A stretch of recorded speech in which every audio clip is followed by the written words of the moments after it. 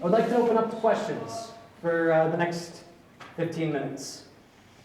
Yes? Have you seen The Good Doctor on ABC? I haven't, but I've heard of it. You need to. Yeah. Because it really does push the social model. All right. I mean, it's ABC's #1 show. Yeah. Yeah, I've definitely heard of it. It's on Netflix, right? Hulu. It's on Hulu. I have Hulu. Yeah. I've heard of it. I've heard good things about it. I'll definitely have to check that out.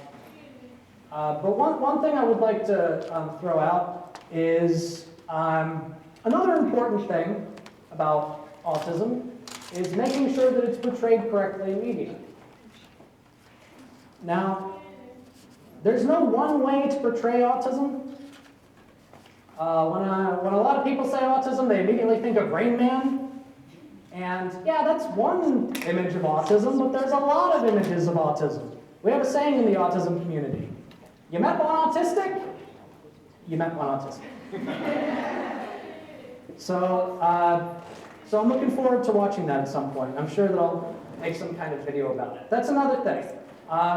If you're interested in more information about my own story, or about these models, or about just neurodiversity in general, I have a YouTube channel where I post weekly. Hopefully this lecture will be on that YouTube channel pretty soon. It's called Oakcroft Films. You can probably also just go to YouTube and type in Nathan Selove and it will come up. But the name of the YouTube channel is Oakcroft Films. Yes, yes.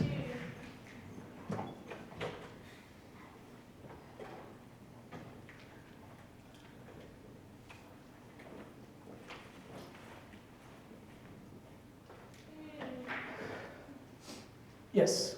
Going off of this question, that show actually, the person who is portraying autistic, the person who has autism, is that actually someone who has autism? I'm curious what your take on that is. That's a good question. Is it okay for a non-autistic to play an autistic? In my personal opinion, it is better for the person portraying autism to be autistic. In my own personal opinion. There are a lot of people that have a very strong, stance about that. They think that you cannot portray autism without having an autistic actually play it. Personally, representation for people on the spectrum is so limited that at times, it just feels good for people to say the word autism on television so people know it exists. So I would say that I don't have a problem with it.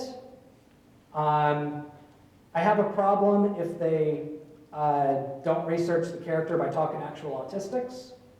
For those of you that have seen Atypical on Netflix, I don't hate that show, but when I was researching it, I found out that apparently to research autism, they talked to some psychologist instead of actual autistics. Now, it's okay to talk to a psychologist to get an idea of autism, but you also have to talk to the people. You got to do some ethnography.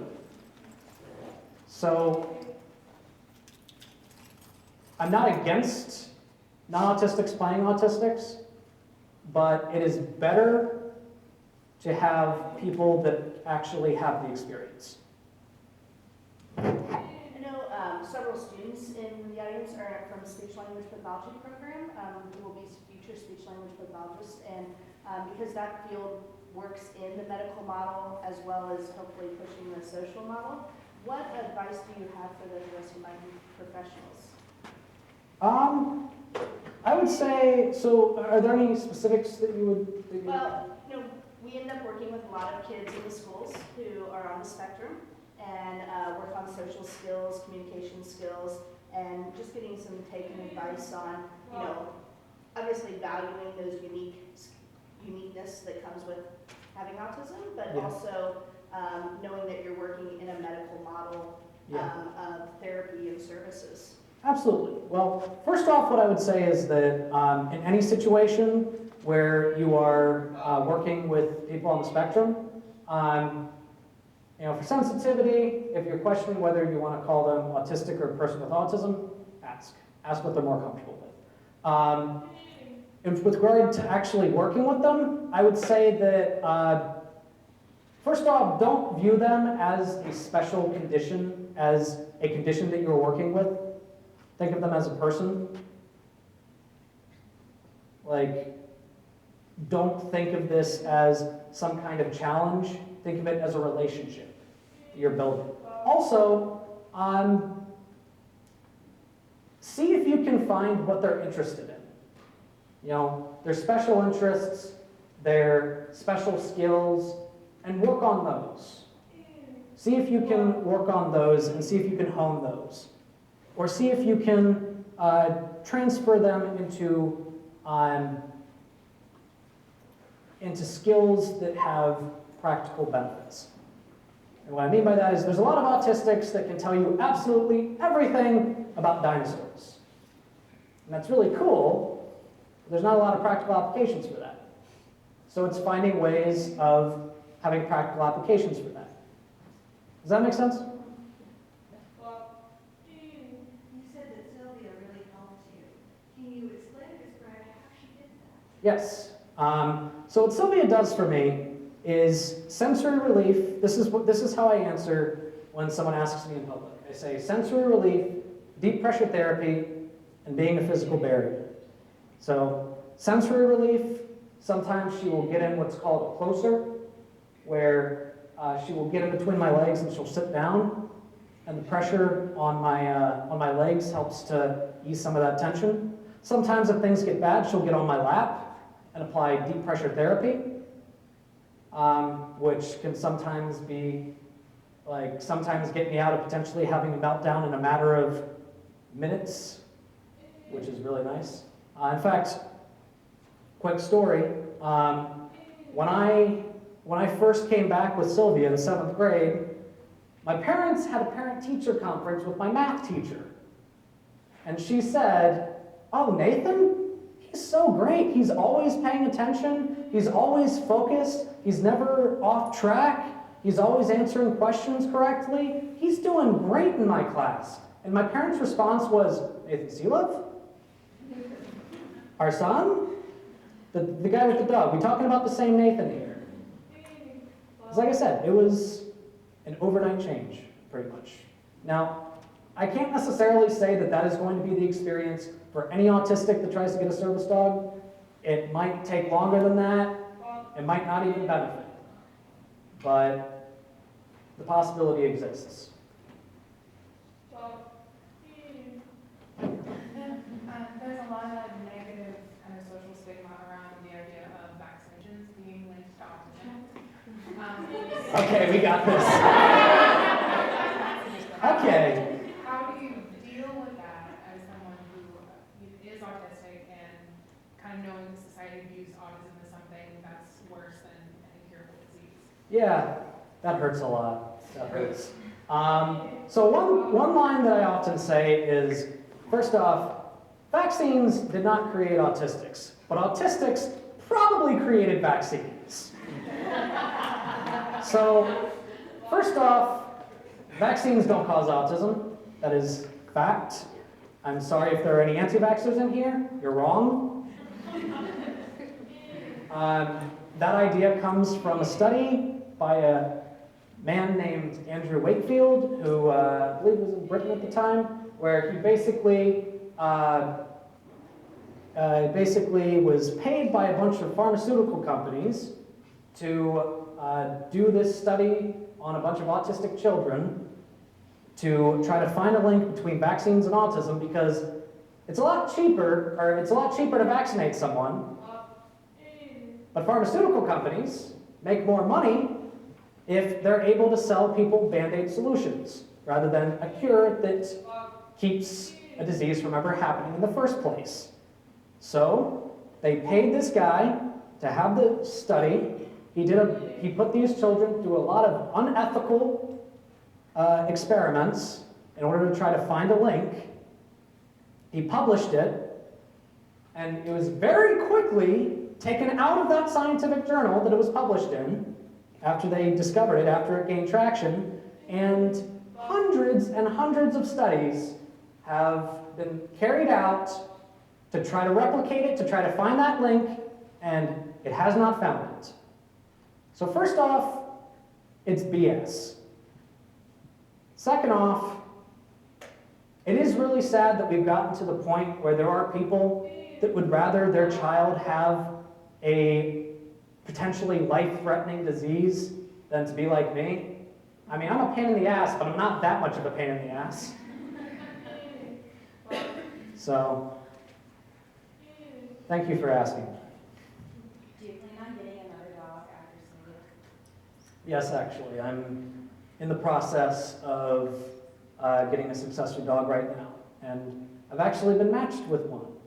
They haven't told me which one it is based on the ones that I met, but I recently went to the Meet the Dogs program, and they selected one. So after that, Sylvia retires, she becomes a pet, and you know, she has new friends to play with. I actually talk a little bit about that on my YouTube. I've been sort of laying out that journey on my YouTube. So if you're interested in more details about that, you know.